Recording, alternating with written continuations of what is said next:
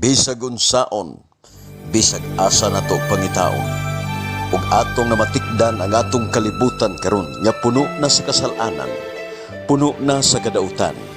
Busa ang Biblia nagasulti nga kung kinsa kato nga gusto nga makasulod sa gingharian sa langit, mao lamang ang pagtuman sa kabubuton sa Amahan. Ikaw higala, imo na bang nakita ang atong panahon karon? Imo na bang nakita ug unsa na ang atong panahon karon? Busa na mugna kining atong tulumanon. Pag-utingkay sa kamatuoran. Pag-utingkay sa kamatuoran. Ug ang pag-utingkay sa kamatuoran mao'y makapahatag og giya ngadto sa katawhan aron sa pagsusi sa kamatuoran. Ang tibuok kamatuoran magapahayag ngadto sa kaluwasan. Pag-utingkay sa kamatuoran. Ug karon ania ang atong tigdumala. Brother Evangelist Jerry Light, ato siyang patalihugan. Well, kumusta ang atong mga na nagikod sa Amerika, labing tog nawawa. Ay, kumusta mo dyan taga Pilipinas?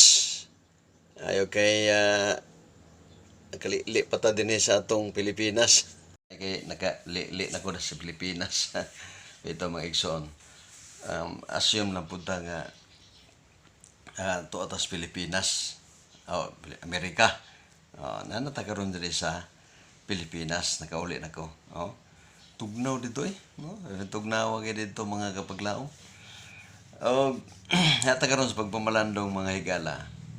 Atong inumduman niya, ang Kristohanon, atong gitun-an na to, atong mga niagi, ang Kristohanon, dili kabatok sa kasuguan sa Ginoo. Kay mismo ang Galasa 5:23 nga ang bunga sa espiritu siyam ka bunga, sa katapusan nag-ingon dito nga ug ang pagpugong sa kaugalingon dili kabatok sa kasuguan. Ato lang gusto siya mga higala nga di modo nga ang nakadawat diay sa bunga sa espiritu nga siya man gugma, pailo, panguron, pagamatarong, siya man na siya. Kung kinsa kung mag-angkon ka nga ikaw mooy tinuod, kamo gitukod ni Kristo. Atong adapon kining siyam ka bunga sa espiritu ug naa ba sa matag usa sa mga membro, Naa ba sa atong pagtulunan. Kanalang daan niya ang pagpugong sa kaugalingon dili kabatok sa kasuguan sa Dios. Di mo do higala, kung doon ay mga bisyo din na mga inom unsa ba makapugong ka na, dili na siya kabatok sa kasuguan sa Ginoo. Dili na siya kabatok sa kasuguan sa Ginoo. Ug maunay ikasiyam higala nga sugo o bunga sa espiritu nga dili siya kabatok. Unya ningon pa si Kristo, if you love me, keep my commandments. Kung nahigugma mo na ako, tumana niya akong sugo. Say mga kapaglaom nga di man ta kanabang ang atong sa kasing-kasing nga unsa ra atong nasabtan niya tungod kay naa ta diha nga pundok pangalipdan yun nato. Mag-isip-isip pud ta mga higala, Kaya pagbalik sa Ginoo, dili na biya tukion ang imong gitukod ka nga relihiyon. Ang iyag yung tukion higala, ang imong kinabuhi, di ba? 2 Corinto 5:10, husay tagsa-tagsa. Wala mag-ingon nga husay sa gitukod sa ang iglesia nga iya ni Kristo katong gitukod mo. Dili tagsa-tagsa gyud mga kaigsunan.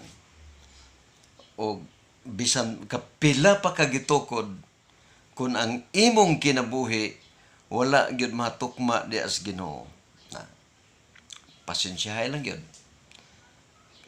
Lisod kasulod sa langit, kanang Pinadeg 21:27 nga way bakakon mga mahugaw mga kasulod sa langit. Ay kung ina labay pa ni mudtos purgatorio. Wala na ang additional na nga pangunahuna mga igsoon. Once dili kasulod, wala na. Kaya ito kung pagtuugod, nagtuo manggod ta nga sa kinabuhi na turon, kung mamatay na apay lain niya, Magsuri-suri pa, wala na. Duha na lang na igsuon, no? Kung magpatay o buhi. Ang buhi, makasuroy pa. Ang patay, diha na. Wala na. Wala na na madumduman, wala na na maunahuna, mawala ang gugma, pagdumot, wala na. Sama, magsuri-suri pa mo ito pag purgatorio mga kaigsunan. Wala na naigsoon, no? Muna nga, ang Kristo nun, dili gid siya kabatok. Kay mismo si Kristo nga atong gisunod, dili man pud siya kabatok. Wala ako maanis pagbungkag sa kasungod dili sa pagtuman. Mateo 5:17. Naapay award ihatag si Ginoo. Sa bisan kinsang magwali nga magpadako sa kasuguan, labing dako siya sa langit. Apan kadtong nagapagamay o nagapahuyang sa kasuguan, iwit siya sa langit. Nawa. O magsalig ka nga ikaw na apil ka sa pagtukod ni Kristo. Unya, wala. Ngano man, kung nagwali ka nga ang sugo, dili gid sa usbon. Tumanon gyud siya mga kaigsunan. Nya, unsa bang kahimtanga nga mas mutuo naman nuntas mga tao. Authority man na, brajere, authority. Well, lagi kay kon matunong tanga dili de authority. Unya, tuulan tanga apil siya sa pagitukod ni Kristo. Mulahi biya kay si Kristo gani wa man nagpasidaan, di ba? Nya usbon ang kasuguan, usbon ang adlay pulay, nya kining ilisan ang pagkasulim ni wala man sa magsulti ana. Bisan ang New Testament si Kristo gikayab na sa langit wa sa magsulti ni ana. Nya sa may basihan na to tungod kay authority kuno na lang nga atong usbon kay nabanhaw siya. Wa man magsulti. Ang hingpit nga kasuguan higala dili na siya pwede ilis-ilisan kay perfect na biya na. No? Perfect na dili na siya nga pwede ilis-ilisdan nimo mga kaigsunan. Dili gid siya kabatok nga atong kuno klarohon tani, ha? Itan karon. Ikaw angkon ka Kristohanon ka. Nya angkon pud ka nga usas ako sa gitukod ni Kristo. Nya ako pod mayong usasad mi kay mga salin, no? Mga kaliwat sa gitukod ni Kristo. Was mayong kaliwat nagpasabot usaran yung bansagon na amo history mga kaigsunan o bansagon ninyo, okay? Kaliwat man ka. Ang kaliwat higala nagbantay sugo muna usa ka bansagon nagbantay sa sugo sa Ginoo nya ang mga Adventista nagbantay sugo sa Ginoo totally dili gud kami magitukod ni Kristo, mga salin lang kami kaliwat sa gitukod ni Kristo. Mga kaliwat ba ni Kristo nagtukod man atong mga niagi pa kami mga kaliwat sa gitukod ni Kristo. Karon kay mga kaliwat man mi sa gitukod ni Kristo, tukion dayon kun unsa ka tinuod nga ikaw kaliwat. Mo nang tukianay na nga mga doktrina, mga gisulti sa Biblia, sa mga buhat sa mga apostol, buhat sa mga propeta, unsay mga kuan sa mga Old Testament, unsay tagna sa Old Testament nga wa pa matuman nga tumanunon pa. Mo na ang pagsusi ng mga kaigsunan, no?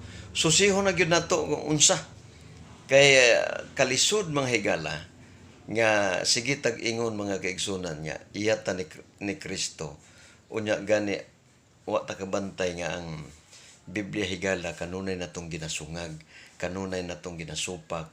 O mangita din tag mga bersikulo parang musupak bisag dili mo gipasabot ato gyud ipasabot nya mao gyud na ang gisulti sa Ginoo, mao gyud na gilisdan na wala na.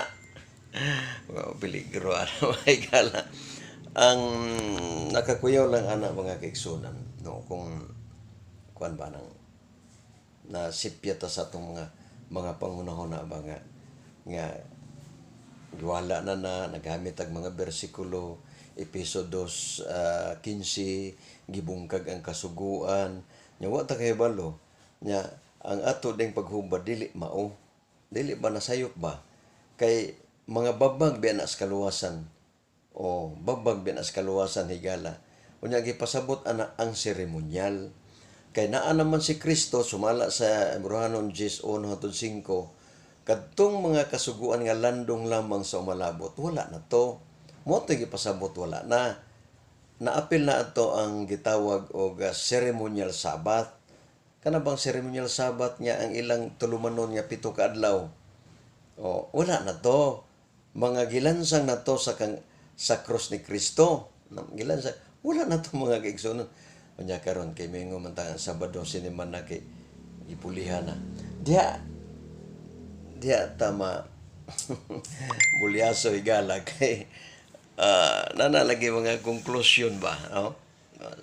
Pero kailang gyapon mag-abot ra mong gyapon ta mga kaigsunan, no? Preparado namang gyapon mo. Maka preparado gyapon mo, no, kung unsa gyud ang sa inyong hunahuna nga muna. Pero para sa ako mga kaigsunan, sa opinion lang, wala lang mo ilabot nga ang balaod kinahanglan tumanon dili supakon. Ayaw itugot nga ikaw higala magsusupak sa sugos Ginoo. Mas imong palabihon nga ikaw magtutuman sa sugos Ginoo, dili magsusupak. Kay kung magsusupak ta mga kaigsunan, ako mo istorya lang ko excuse me, mo istorya lang ko ninyo. Dako kay taog kining murag wala tay luna sa langit kay dako kay taog kakulangon, no? Nga mahitabo nga sige tag supak isang unsan masuhat diya nga dili murag kabahin nimo, murag di matukma sa imo supak nagpasabot niya sakto ang giingon sa Marcos 7:8 nga tungod sa inyong pag-adapt ni anang sugo sa tao gibiyaan na hinuon nyo ang sugos Ginoo na hilayo na kamo sa sugos Ginoo. Mga kapaglaom, ako lang handom nga pagbalik sa Ginoo ikaw ako makatagamtam po nini yang gisaad kinabuhing walay katapusan. Kaya gusto na ko ang mga higala malangit yun na mga kaigsunan, no? Iyayaman ta ka na itong kaluwasan, iyayaman ka ang kaluwasan, di siguro lang po nimo higala nga ikaw o ako sa ato pong tanaw ng atong kaugalingon, di ba? 2 Corinto 13:5, search susihang imong kaugalingon kung naa pa ba ka ni Kristo. Thank you very much, mga higala. Ang Diyos magapanalangin ka natong tanan, kung mag-ihon wala kita mahimo sa pagpakigbatok sa kamaturan, kundi pagdapig sa kamaturan. Thank you very much.